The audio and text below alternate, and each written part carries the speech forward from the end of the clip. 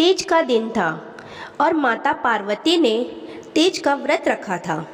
लेकिन जब पार्वती माता के व्रत खोलने का समय हुआ तब भगवान शिव को उनके साथ थोड़ी हंसी ठिठोली करने का मन हुआ और माता पार्वती को चिढ़ाने के लिए कहीं छिप गए। तब माता पार्वती के व्रत खोलने का समय था, इसलिए वह भगवान शिव को ढूंढ रही थी। उन्होंने शिवजी को हर दिशा में हर जगह ढूंढा, गुफा, जंगल, पहाड़, लेकिन माता पार्वती को शिवजी कहीं नहीं मिले। और अंत में थक हार कर माता पार्वती एक खाली मैदान में बैठ गई और शिवजी के आने का इंतज़ार करने लगी। समय बीतता गया लेकिन भोलेनाथ नहीं आए।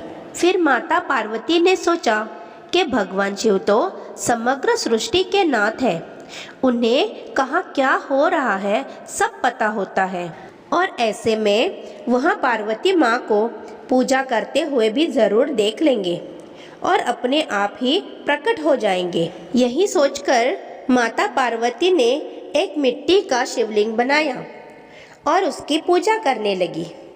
और जैसे कि पार्वती माता ने सोचा था वैसे ही भगवान शिव यहाँ सब कुछ अदृश्य होकर देख रहे थे और मन ही मन मुस्कुरा रहे थे। और जैसे ही माता पार्वती की पूजा संपन्न हुई, शिवजी वहाँ प्रकट हुए और माता पार्वती को चिढ़ाते हुए बोले, देवी, आपने तो अकेले ही पूजा कर ली, आपने मेरी प्रतीक्षा भी नहीं की, ऐसा क्यों?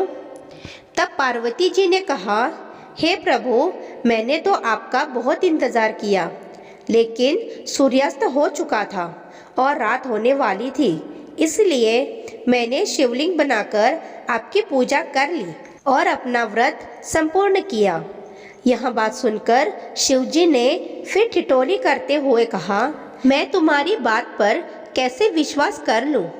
क्या इस बात का कोई साक्ष्य है? तब माता पार्वती ने थोड़ी दूर एक गाय को खड़े हुए देखा। तब माता पार्वती ने कहा, ये गाय मेरी पूजा की साक्षी है, आप इन्हीं से पूछ लीजिए।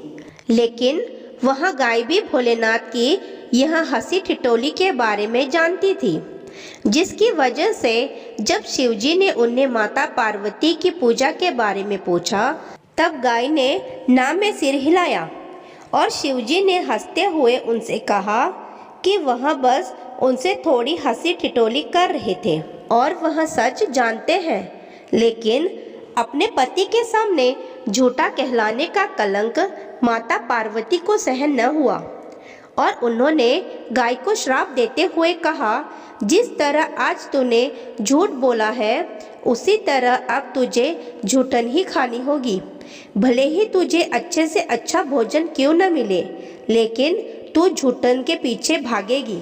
यह सुनकर गौ माता बहुत ही दुखी हुई और तब शिवजी ने माता पार्वती को बताया कि उस गाय ने मेरे कहने पर ही झूठ बोला था और उसका इसमें कोई दोष नहीं है।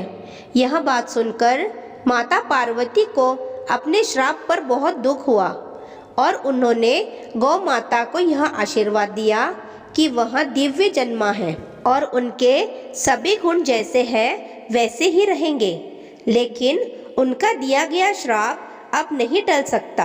तो मित्रों, इस कहानी से हमें यह सीख मिलती है कि अत्यंत बोलने का कितना बड़ा दुष्परिणाम हो सकता है। आप चाहे कितने बड़े गुणवान हो, अत्यंत बोलने का परिणाम तो हमें कभी न कभी मिलता ही है।